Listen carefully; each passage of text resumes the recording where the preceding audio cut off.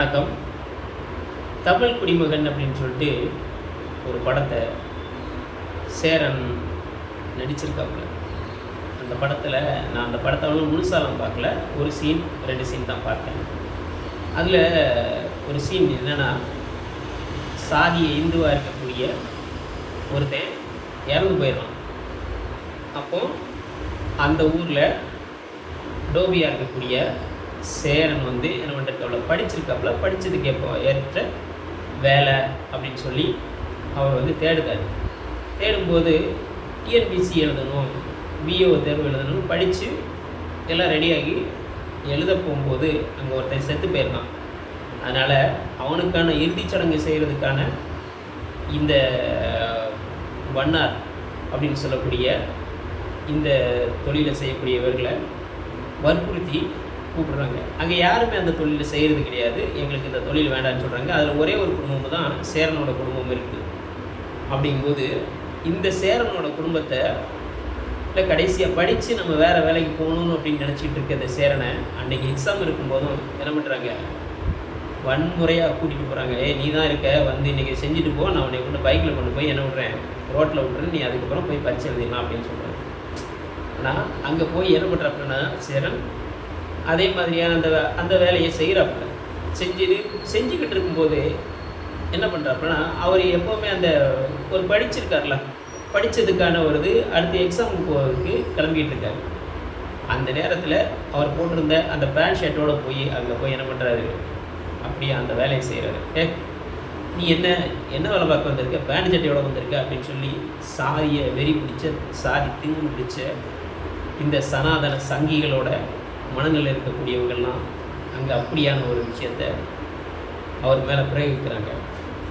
அப்புறமா துண்டை கட்டிக்கிட்டு அவர் அந்த செயலை செய்கிறாரு. அதுக்கப்புறமா அந்த ஊரில் இருக்கக்கூடிய நான் உன்னை கொண்டு பாதியில் ரோட்டில் விட்டுறேன் அப்படின்னு சொன்னோம்ல, அவன் என்ன பண்ணுறான், ரோட்டில் கொண்டு விட்டுட்டு உடம்பு போகும்போது பாதிலேயே வண்டி ஆஃப் ஆயிடுது அப்படின்னு சொல்லிட்டு வண்டியை திரும்ப மிதிக்கான். வண்டி ஸ்டார்ட் ஆக மாட்டேங்குது.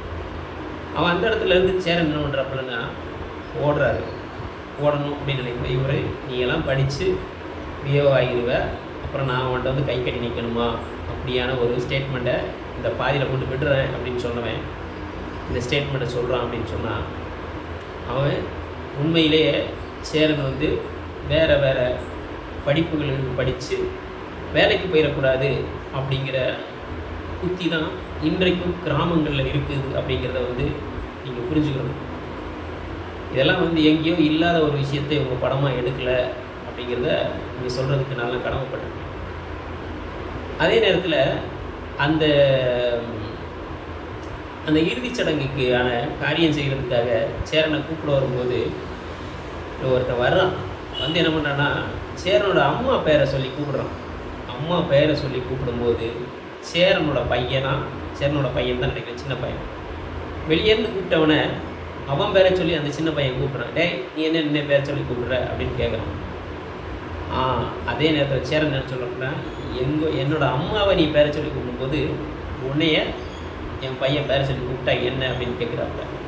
இது இன்றைக்கும் தமிழ்நாட்டில் உள்ள பெருவாரியான கிராமங்களில் ஒரு 5 வயசு 10 வயசு பசங்க தன்னைய உயர்ந்த சாதி, ஆண்ட பரம்பரை, நாங்கள் எல்லாத்துக்கும் அதிகாரம் படைத்தவர்கள், நாங்கள் தான் எல்லாம், அறிவே இல்லாட்டினும் தங்களுக்கு எல்லாம் இருக்குது அப்படின்னு நினைக்கக்கூடிய இந்த சாதியவாத மனநோயாளிகள் பட்டியலினத்தை சேர்ந்த ஒரு 60-70 வயசு மனிதர்களை கூட பேரை சொல்லி அழைக்கக்கூடிய வழக்கம் இன்றைக்கி எங்கே இருந்துக்கிட்டு இருக்குது, தமிழ்நாட்டோட இந்தியாவோட பெருவாரியான கிராமங்களில் இருக்குது அப்படிங்கிறத நீங்கள் யாரும் மறந்துடக்கூடாது.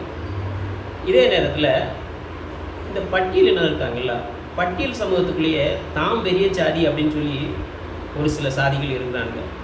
அவனுங்களும் என்ன பண்ணுறாங்க, இது மாதிரியான இந்த ஏற்றத்தாழ்வை தனக்கு கீழே இருக்கக்கூடிய அருந்ததியர் உட்பட ஒரு சில சாதிகள் மேலே இவங்க என்ன பண்ணுறாங்க, இந்த இதை பிரயோகிக்கிறாங்க அப்படிங்கிறதையும் நீங்கள் மறந்துடக்கூடாது.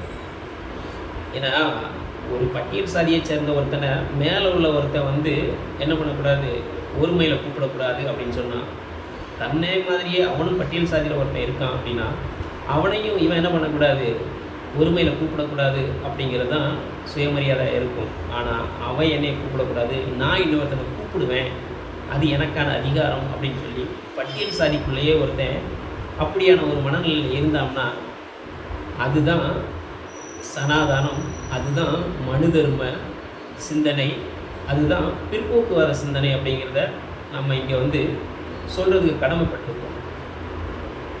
ஏன்னா நான் படித்த காலகட்டத்திலேயே என்ன பண்ணியிருக்கேன்னா, இது மாதிரியான ஒரு நிகழ்வை பார்த்துருக்கேன்.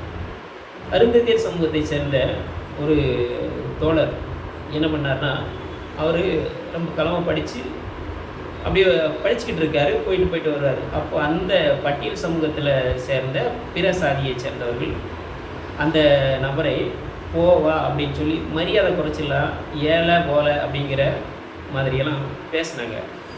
அதே அந்த மனுஷன் படித்து ஒரு நாள் விஓ வந்ததுக்கப்புறம், ஐயா வாங்க ஐயா, விஓ ஐயா வாங்க, விஓ ஐயா வாங்க அப்படின்னு சொல்லி இந்த பட்டியல் சாதியில் தன்னை நான் இவங்களோட பெரிய சாதி அப்படின்னு நினச்சிக்கிறக்கூடியவங்களும் கூலக்கும்பிடு போடுதானுங்க, நான் ஆண்ட பரம்பரை இந்து அப்படின்னு சொல்லக்கூடியவனும், வாங்க தம்பி, விஓ தம்பி வணக்கம், நல்லா இருக்கீங்களா, என்ன பிள்ளைலாம் எப்படி இருக்குது அப்படின்னு இவனுக்கு கேட்குறானுங்கன்னு சொன்னால், இவனுங்க காசுக்காக என்ன அதிகாரத்துக்காகவும் தன்னுடைய தேவைக்காகவும் சோறு திங்கலாம், வேறு எதையும் திங்கலாமா அப்படின்னு தான் இவங்களை பார்த்து நம்ம கேட்க வேண்டியது இருக்குது. அதனால் இன்றைக்கும் தீண்டாமையும் வன்கொடுமையும் எங்கே இருக்குது அப்படின்னு நீங்கள் யாராவது கேட்டிங்கன்னா, இன்றைக்கும் தீண்டாமையும் வன்கொடுமையும் ரொம்ப தீர்க்கமாக குறையோடி போன கிராமங்களில் வாழ்ந்துக்கிட்டு இருக்குது அப்படிங்கிறத நீங்கள் யாரும் மறந்துடக்கூடாது. இது போன்ற சமூகம், அரசியல், பொருளாதாரம் மற்றும் விளிம்பு நிலை மக்களின் பொருளாக ஒழிக்கும் தாடிக்காரன் தடி யூடியூப் சேனலை லைக் பண்ணுங்கள், ஷேர் பண்ணுங்கள், கமெண்ட் பண்ணுங்கள், மறக்காமல் சப்ஸ்கிரைப் பண்ணுங்கள். நன்றி. நான் குமார்.